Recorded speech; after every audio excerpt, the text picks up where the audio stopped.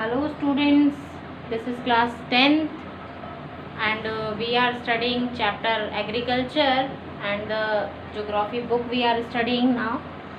And what is the agriculture's topic of today? That is, कल हमने जो पढ़ा था, हमने कल ग्रीन रिवॉल्यूशन के बारे में हमने पढ़ लिया था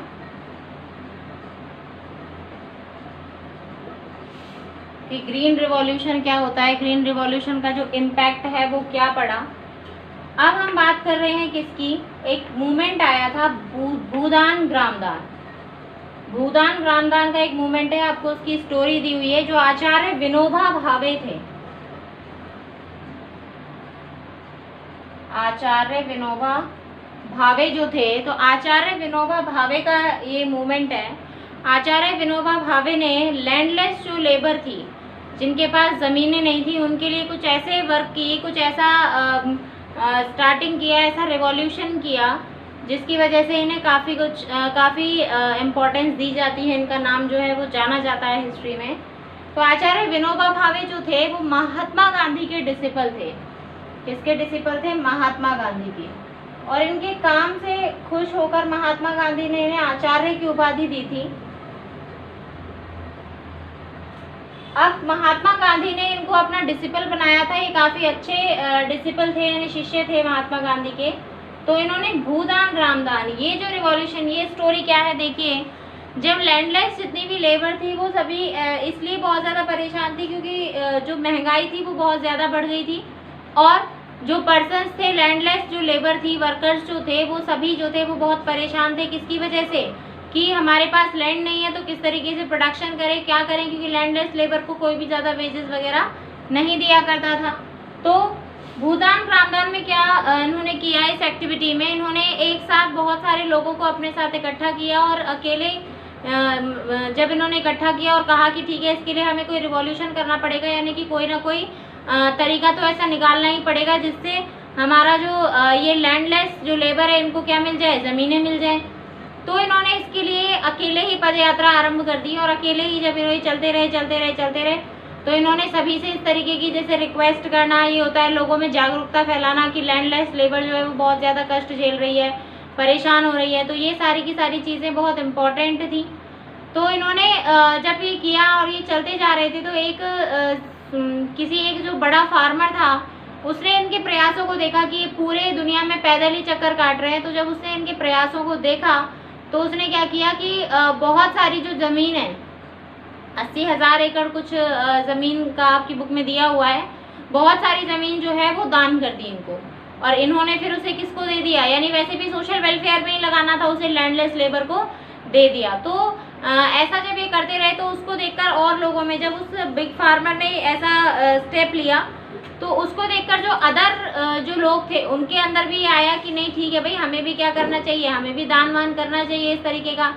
तो ऐसे देख करके बहुत सारे, एक लैंडलॉर्ड था, उसने इनको कई सारे गांव भी दान कर दिए, और ये गांव दान कर दिए, और इस तरीके से इनकी जो ये पैदल मार्च जो था ये चलता रहा, और इस तरीके से इन्हें काफ़ी सारे जो गांव थे, ज़मीनें थी, वो बहुत मिल गई, और इन्होंने जितने भी लैंडलेस लेबर थी उन सभी को वो प्रोवाइड करवा दिया। तो ये एक ऐसा रिवॉल्यूशन है जिसे क्या कहा जाता है, ब्लडलेस रिवॉल्यूशन कहा जाता है। इस रिवॉल्यूशन को क्या कहा जाता है, ब्लडलेस रिवॉल्यूशन कहा जाता है। और ये जो रिवॉल्यूशन है ब्लडलेस इसलिए कहा जाता है क्योंकि यही एक ऐसी क्रांति है अकेली जिसमें किसी का खून नहीं बहाया गया, कोई धरना नहीं दिया गया, कोई प्रदर्शन नहीं किया गया, और ना कोई गोलियां चली, ना कोई धरने दिए गए, ना किसी को बुरा भला कहा गया। बस इक्वली चुपचाप से अपना काम करते रहे और अपना विरोध प्रकट करते रहे, और लोगों से उम्मीद करते रहे कि कोई दान करे या फिर कुछ भी करे।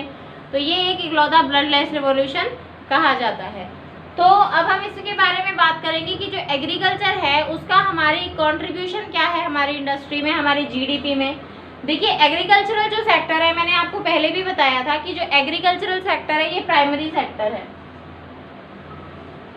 कौन सा सेक्टर है? Primary sector. और प्राइमरी सेक्टर हम जानते हैं कि स्टार्टिंग से ही जो प्राइमरी सेक्टर है वो काफ़ी इम्पोर्टेंट रहा है हमारे लिए, क्योंकि प्राइमरी सेक्टर जो है वो बहुत पुराना है। स्टार्टिंग से जब से भी हम देख रहे हैं राजा महाराजाओं के टाइम से, जिस समय प्रेसिडेंसीज हुआ करती थी, उस समय से भी क्या है, प्राइमरी सेक्टर बहुत पुराना सेक्टर है, तब से ही चला आ रहा है। और इसका जो कंट्रीब्यूशन है वो काफ़ी अच्छा है। एक तो फर्स्ट ऑफ ऑल तो एम्प्लॉयमेंट देता है काफ़ी लोगों को, हमें सेल्फ रिलायंट बना दिया है इसने फूड ग्रेन्स में, हम सेल्फ रिलायंट हो चुके हैं फूड ग्रेन्स में।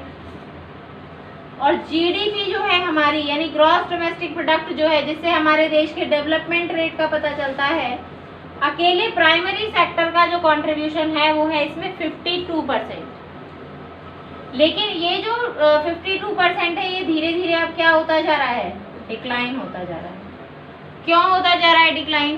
क्योंकि देखिए इसके बाद प्राइमरी सेक्टर, स्टार्टिंग में तो हमारे पास सिर्फ प्राइमरी सेक्टर ही था।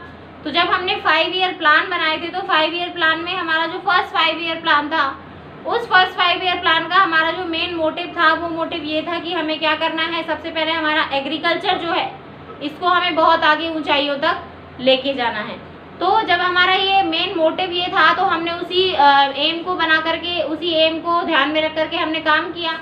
और जब हम उसे एम को ध्यान में रखकर काम कर रहे थे, तो हमने बहुत सारी मॉडर्न टेक्निक्स भी यूज़ की, लेकिन फिर भी हम उस लेवल तक नहीं पहुंच पाए टेक्निक्स यूज़ करने में, जिस लेवल तक करने से हमारा जो प्रोडक्शन है वो मैक्सिमम हो सकता था। फिर भी हमने ग्रीन रिवॉल्यूशन में काफ़ी हद तक अचीव किया, लेकिन अब ये डिक्लाइन इसलिए हो रहा है कि एक तो सर्विस सेक्टर आ गया है, लोगों की लिटरेसी इंक्रीज हो रही है, तो लोग सर्विस सेक्टर में काम करना ज़्यादा पसंद करते हैं। जो लिटरेट पीपल हैं वो सर्विस सेक्टर में ज़्यादा काम करना पसंद करते हैं, और सर्विस सेक्टर जो है उसका कंट्रीब्यूशन धीरे धीरे क्या होता जा रहा है, इंक्रीज होता जा रहा है आज के टाइम में।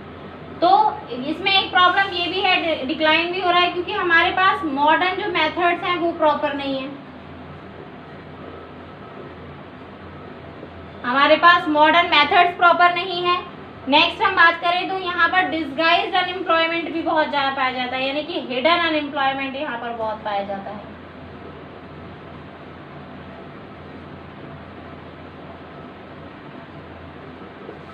हिडन अनएम्प्लॉयमेंट यहाँ पर बहुत देखने के लिए मिलता है। हिडन अनएम्प्लॉयमेंट से हमारा क्या मतलब है, देखिए डिस्गाइज्ड अनएम्प्लॉयमेंट का मतलब होता है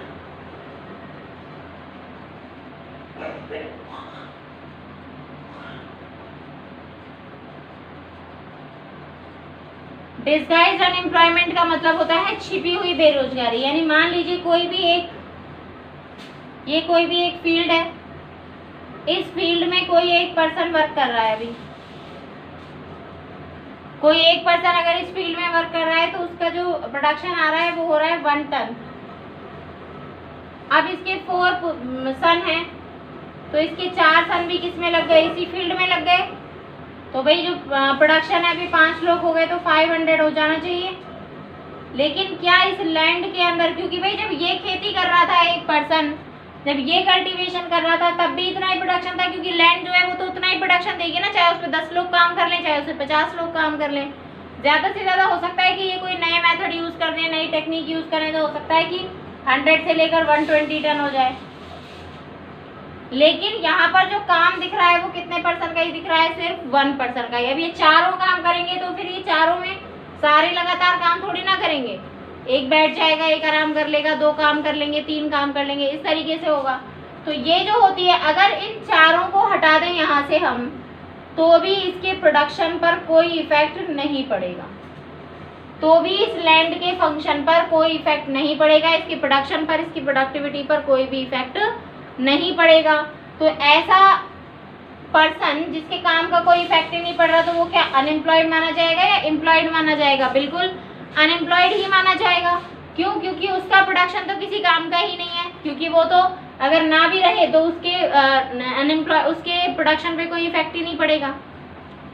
तो यहाँ पर ये जो 4 सन है इसके, अगर इनको मैं एग्रीकल्चर से हटा दूँ और कहाँ पर भेज दूँ, इनको इंडस्ट्रियल सेक्टर में भेज दूँ, यहाँ पर ये सिर्फ अकेला ही वर्क करे, तो इसमें क्या होगा, ये इंडस्ट्रियल सेक्टर में भी जो काम करेंगे वो भी जीडीपी में इंक्लूड होगा, जीडीपी इंक्रीज होगी और फिर इनको इनकम भी इंक्रीज होगी। इन लोगों की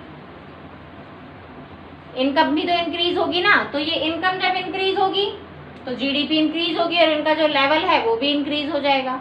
तो इस तरीके से ये जो अनएम्प्लॉयमेंट होती है, यानी कि ये 4 जो सन है ये अनएम्प्लॉयड नहीं कहेंगे, इनको कहेंगे डिसगाइज्ड अनएम्प्लॉयड। क्यों? क्योंकि डिसगाइज्ड अनएम्प्लॉयमेंट है, क्योंकि इनके होने या ना होने से यहाँ कोई इफेक्ट नहीं पड़ता, छिपी हुई बेरोजगारी जिसे हम कहते हैं। ये हो गया हमारा डिसगाइज्ड अनएम्प्लॉयमेंट, जो कि काफ़ी मिलता है कॉन्ट्रीब्यूशन एग्रीकल्चर में देखने के लिए, एग्रीकल्चरल सेक्टर में। अब इस चैप्टर का जो नेक्स्ट टॉपिक है वो है फूड सिक्योरिटी। फूड सिक्योरिटी से हमारा मतलब क्या है? देखिए, फूड सिक्योरिटी जो है इससे हमारा मतलब है कि when a country is secured in food, एक कंट्री जो है उसके अंदर जो फूड की सिक्योरिटी है उसको लेकर कोई प्रॉब्लम ना हो। फूड की सिक्योरिटी को लेकर अगर कोई प्रॉब्लम आएगी इट मीन्स वहाँ पर लोग भूखे मरेंगे। तो अगर फूड सिक्योरिटी का ध्यान रखा जाए तो वहाँ पर लोगों को खाने पीने से रिलेटेड कोई भी परेशानियाँ नहीं होंगी और नहीं होनी भी चाहिए। ठीक है, अब जो फूड सिक्योरिटी है इसको लेकर हमने क्या किया है कि हमारी जो कंट्री है इसमें इस चीज़ का ध्यान रखा जाता है, इस चीज़ की बहुत केयर की जाती है कि कोई भी पर्सन जो है वो हंग्री ना रहे। ऐसे बहुत सारे मेथड्स, ऐसे बहुत सारे रूल्स रेगुलेशंस, बहुत सारे एक्ट भी लाए गए हैं जिनके अकॉर्डिंग कोई भी जो पर्सन है वो बहुत ही कम रेट्स में क्या कर सकता है, इजीली फूड को गेन कर सकता है, ऑब्टेन कर सकता है। अब इस फूड सिक्योरिटी के चलते एक तो फर्स्ट है, जैसे देखिए बफर स्टॉक। बफर स्टॉक का मतलब क्या होता है? देखिए, बफर स्टॉक का मतलब होता है कि कई प्लेसेस ऐसे होते हैं, जैसे मान लीजिए हमारा राजस्थान है, राजस्थान में हमारे जो राइस है वो बहुत ज़्यादा क्वांटिटी में नहीं होता, गंगानगर में होता है, लेकिन राइस जो है वो बहुत ज़्यादा क्वांटिटी में यहाँ पर नहीं देखा जाता। तो राइस जो है उसको अगर हम देखें तो वो ज़्यादा कहाँ होता है भाई, जैसे केरला में हो गया, पंजाब में हो गया, बिहार में हो गया, हरियाणा में हो गया, यहाँ पर राइस का प्रोडक्शन बहुत ज़्यादा है। तो राजस्थान के जो पर्सन्स हैं वो राइस को लेकर प्रॉब्लम फेस कर रहे हैं। अब बात करें बिहार और केरला की, तो यहाँ का तो लोगों का फूड ही है, यानी कि मेन फूड है, तो यहाँ पर तो ये सब्सिस्टेंस फूड है, यानी कि यहाँ पर ये कैसा है कि यहाँ पर तो ये सारा का सारा किस में ही खत्म हो जाता है, खाने में ही खत्म हो जाता है। लेकिन हम बात करें पंजाब और हरियाणा की, यहाँ पर जो राइस है वो बहुत ज़्यादा मात्रा में खाया भी नहीं जाता और हरियाणा में भी नहीं, और इनका जो प्रोडक्शन है वो बहुत ज़्यादा होता है, प्रोडक्शन इनका बहुत ज़्यादा है। तो यहाँ से क्या बच जाता है, बहुत ज़्यादा सरप्लस बच जाता है, यानी कि इनके पास जो राइस है वो बहुत ज़्यादा क्वांटिटी में बचा हुआ रहता है। जबकि राजस्थान वाले, यानी ऐसे मैंने एग्जांपल के लिए सिर्फ राजस्थान आपको कहा है, ऐसे बहुत सारे और भी स्टेट हैं जहाँ पर राइस की अवेलेबिलिटी कम होती है, प्रोडक्शन कम होता है, तो यहाँ से ये सरप्लस बच गया। तो ऐसी हर कंट्री जहाँ से जिस भी चीज़ का प्रोडक्शन हो रहा हो और वहाँ पर इतना यूज़ नहीं आ रहा हो और सरप्लस बच जाए, तो वो क्या होगा, गवर्नमेंट क्या करती है, ये जो सरप्लस है ये तो उनके लिए स्टॉक हो गया, वहाँ पर तो हर साल काफ़ी अच्छा प्रोडक्शन होता है, तो ये जो सरप्लस है इसको गवर्नमेंट परचेज कर लेती है। ये जो सरप्लस है इसको कौन परचेज कर लेता है, गवर्नमेंट इसको परचेज कर लेती है। और गवर्नमेंट इसको परचेज करके क्या करती है, कुछ मिनिमम रेट्स में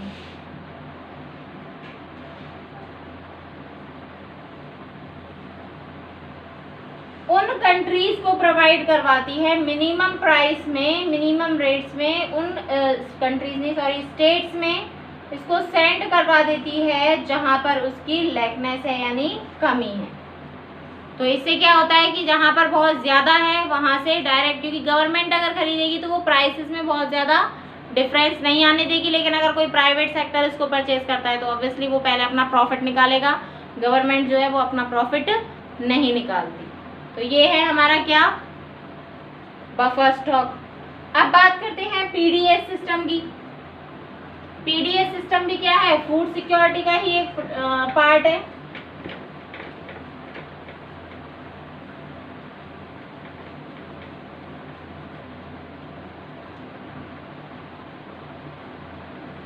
पीडीएस की फुल फॉर्म होती है पब्लिक डिस्ट्रीब्यूशन सिस्टम।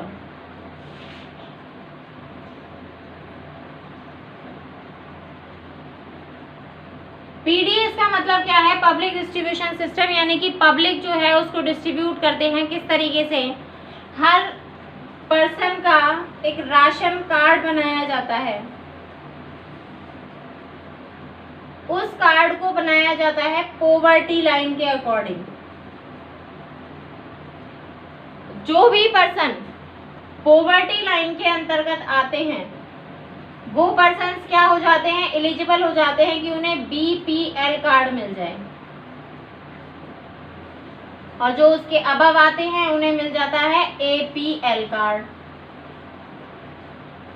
ठीक है। बीपीएल कार्ड जो होता है, बीपीएल कार्ड जिन लोगों के पास होता है उन पर्सन्स को बहुत ही कम प्राइस पर, वेरी लेस प्राइस, बहुत ही कम प्राइस पर क्या मिलता है? Food grains,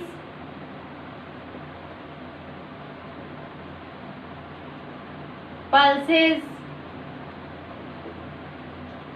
rice, T etcetera, sugar, ये सभी चीजें बहुत ही कम रेट पर मिलती हैं, यानी कि जैसे 2 रुपीज पर केजी इस पे मिलती हैं।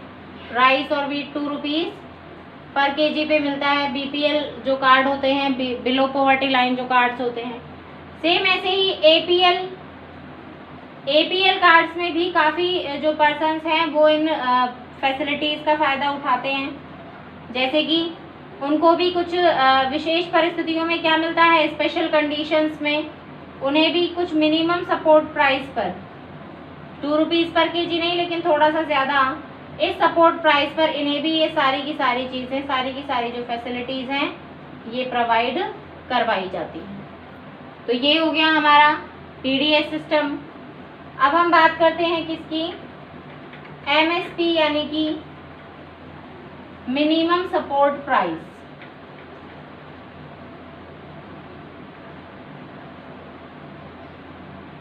मिनिमम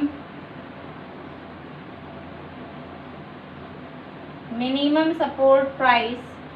मिनिमम सपोर्ट प्राइस से हमारा क्या मतलब है? देखिए, मिनिमम सपोर्ट प्राइस से हमारा मतलब है कि गवर्नमेंट जो है, देखिए जब भी व्हीट का प्रोडक्शन हो जाता है,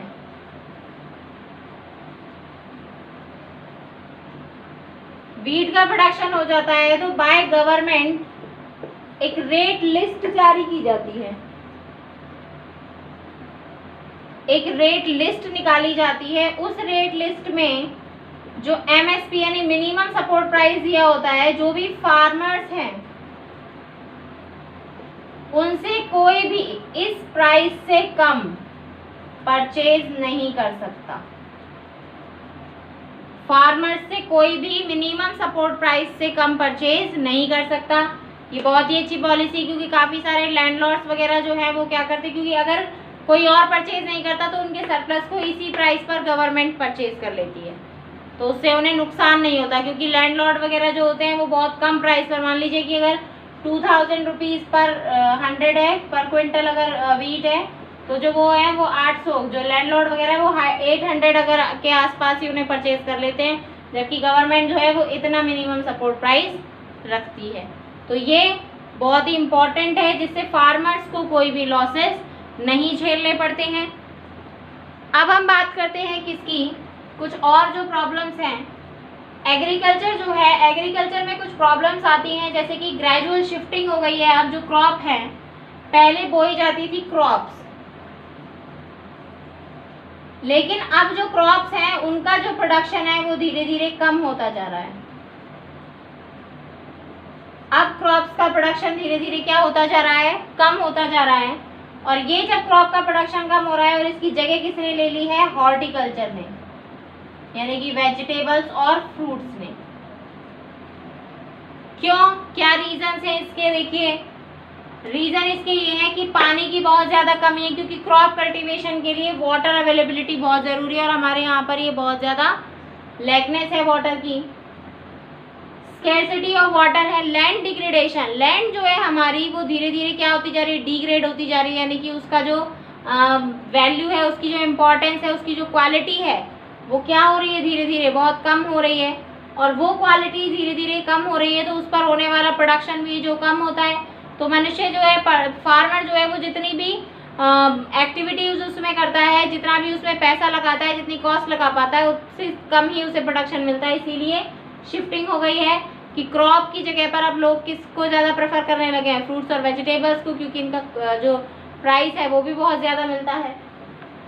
नेक्स्ट है declining productivity of land, land की जो प्रोडक्टिविटी है आफ्टर ग्रीन रिवॉल्यूशन, हमने बहुत ज़्यादा केमिकल फर्टिलाइजर्स वगैरह यूज़ किए, और ये जो केमिकल्स वगैरह हमने जब यूज़ किए तो केमिकल यूज़ करने की वजह से क्या हुआ, हमारी जो लैंड है वो इतने 50-60 सालों में धीरे धीरे क्या हो गई है, अनप्रोडक्टिव होती जा रही है और अपनी फर्टिलिटी को खोती जा रही है। तो ये लैंड प्रोडक्शन बहुत ज़रूरी है इसको इंक्रीज़ करना, जो कि धीरे धीरे कम होता जा रहा है। इस वजह से भी लोग जो हैं वो क्या कर रहे हैं, अब शिफ्टिंग कर दी है उन्होंने।